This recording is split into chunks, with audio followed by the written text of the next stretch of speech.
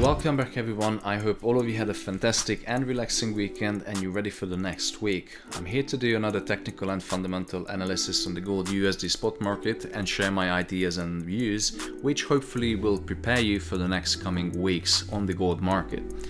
So let's look at the chart and see what happened in the last couple of weeks. We can immediately see three things. The first one is a bearish descending trend line, which gives us the general market direction, which is still bearish. But if we look at the left on the chart, you can see this consolidation area, which I talked about many times in the last couple of months, where we identified two support and resistance levels at the 1680 and the 1750 level.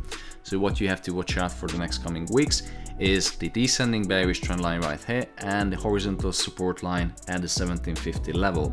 And you can see that so far this horizontal line and the descending trend line acted as it was expected. So as price broke out from this consolidation area, went all the way back to just a dollar shine from 1800, but you can see that the descending bearish trend line acted as a really strong resistance, and we still have a last resort. If the price drops down all the way to 1750, we can expect the same kind of reaction as we did with the bearish trend line. So in case of a bearish drop, because all the things that's happening in India right now and the demand side analysis, if the price comes down to 1750, we can be 100% sure that it will act as a strong support. Now, if it doesn't hold for any reason, because we need to make sure that we prepare for every possible outcome. So if this last resort breaks for any reason, you can identify another support and resistance level at the 1730 level. Now, if this one breaks and the price rejects and doesn't respect this level, we can be sure that it will come down all the way to the 1680 level. But I don't think this is going to happen for various reasons, which I'm going to explain at the fundamental side. So let's go back to our analysis, and you can see that we have this little triangle or little wedge which is just closing in. We have the top descending trend line and the bottom support and resistance and 1750 level. So in the next couple of weeks, the price might just play around within this wedge and bouncing all the way down from the descending trend line and up from the horizontal support and resistance level.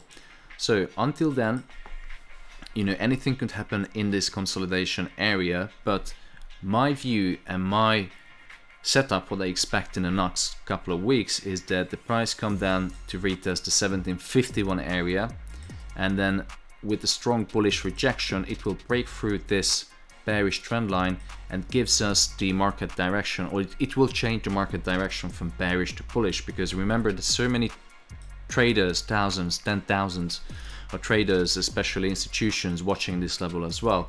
And as soon as this descending bearish trend line breaks, that is a green light for us to be ready for the retest of this trend line, and the next destination will be the 1850 level. If you look left on the chart, you can easily identify key support and resistance levels, not just one but two. The next one will be the 1875, so you can see that we are going up in quarters, 1850, 1875. So you guessed what will be the next destination. It will be the 1900 area. Now this is a long shot, guys, I understand, and you want something intraday analysis, which I do every single day. I provide analysis to my team members. In Telegram, I try to post all of my setups and daily trade ideas, as well as a live update on all my trades into the private Telegram group. So it's only for private members, and if you want to become one of the members, all you have to do is just go to my website and look for all the information you can read about me, reviews, and you can find some information about the currently available plans, which, by the way, I'm running a 50% discount all the way up to the 16th of May, where you can redeem 50% off from all of the available plans.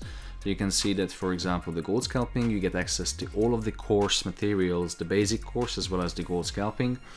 And currently, if you use the Spring 50 voucher code at the website, on the checkout, you get 50% off. So it's only running until the 6th of May, so make sure you redeem your discount. Now going back to the chart, guys, we talked about the descending trend line, which acted so far as a resistance, as well as the horizontal support level at the 1750 area, and in the next coming weeks we can expect the price to retest both of these, the descending trend line and the horizontal level. So the price might play around at the end of this wedge, but I think the price is going to break out soon from this area right here. And if this happens, all you have to do is watch for the retest of this horizontal support level, the descending trend line, to watch the retest of this trend line, and as soon as we are from the woods, we are good to go all the way to the 1850 and even the 1900s area. And I base my analysis solely on fundamentals as well as some technical analysis. So you can see that gold dropped in 2021 almost 19%, but in the last couple of months, or the last month, we have the demand side picking up again, and this is for several reasons. Demand side, you can see that there was a strong Chinese New Year and also a strong demand from India, and the drop last week, if we go down to a smaller time frame, it spooked everyone because the price started to drop almost from 1800 all the way down to 1750. But it's nothing to worry about because it's just a demand side issue which happening currently in India. Now if you look at the World Gold Council report about the latest Q1 results, you can see that despite the ETF outflows from Q1, Q2, Q3 in 2020 and as well, into Q4 2020 and 21, because this is where the ETFs started to sell off, and mainly the North American funds and ETFs started to sell gold. But it's not a problem because if you look at these brackets highlighted on the chart, you can see that demand side factors are picking up, and we have other players in the market such as central banks, jewelry makers, total bar and coin demand, so the bullions and the gold coins, and you can see that there is a strong consumer demand picking up since the last year.